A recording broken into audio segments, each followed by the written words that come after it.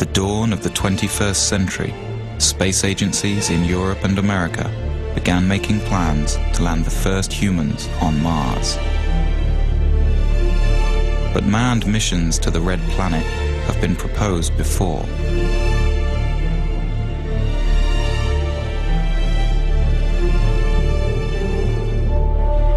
For some, Mars holds the answers to mankind's future in space. Others say Mars is too far, too dangerous, and too expensive for humans to explore.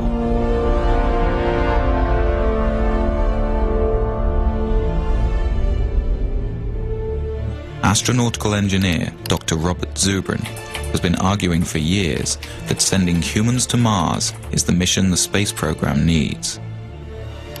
It's time that we set goals for NASA that were worthy of the risks of human spaceflight.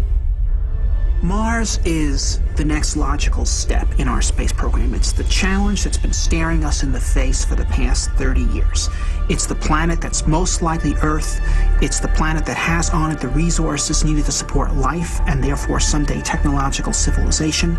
It's the planet that will provide us with the answer as to whether life is prevalent in the universe or exclusive to the Earth.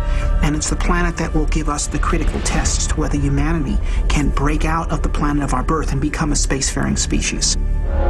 This is the story of our cold neighboring planet and the debate over whether man's fate is tied to the red world. It's the story of an engineer's journey and the battle of ideas over which direction in space will truly benefit mankind. We're at a crossroads today. We either muster the courage to go or we risk the possibility of stagnation and decay. The victor in this debate could determine the fate of mankind. Will we become a spacefaring species? Will we live on more than one planet?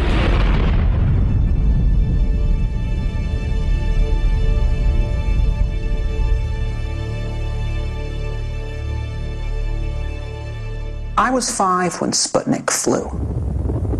And while to the adults, Sputnik was a terrifying event, to me, as a child who was already reading science fiction, it was exhilarating, because it meant that this possibility of a spacefaring future was going to be real. And I was 9 when Kennedy gave his speech committing us to the moon. To go to the moon in this decade and do the other things, not because they are easy, but because they are hard. I grew up during the 60s when it was Mercury, it was Gemini, it was Apollo. Every month, NASA was doing something more impressive than in the month before. We were going to be on the moon by 1970, Mars by 1980, Saturn by 1990, Alpha Centauri by the year 2000. We were moving out, and I wanted to be part of that. And so I got myself a scientific education. But then, in the early 70s, it's all collapsed. We achieved the first part of that program, moon by 1970, but the Nixon administration shut down the rest, and we did not move out into space. And for a while, I accepted that, grudgingly. I became a science teacher. But then in the early 80s, something hit me, and I said, I'm not going to accept myself doing less than what I had dreamed of doing when I was a boy. Zubrin went back to graduate school, getting advanced degrees in engineering and aerospace. He then went on to work at Martin Marietta, which later became Lockheed Martin, designing interplanetary missions. It was here that Zubrin's obsession with the red planet began to take hold. Mars is where the future is. Mars is the closest planet to the Earth that has on it all the resources needed to support life and therefore technological civilization. It has water, it has carbon, it has nitrogens, it has a 24-hour day, it has a complex geological history that has created mineral ore, it has sources of geothermal energy. Mars is a place we can settle.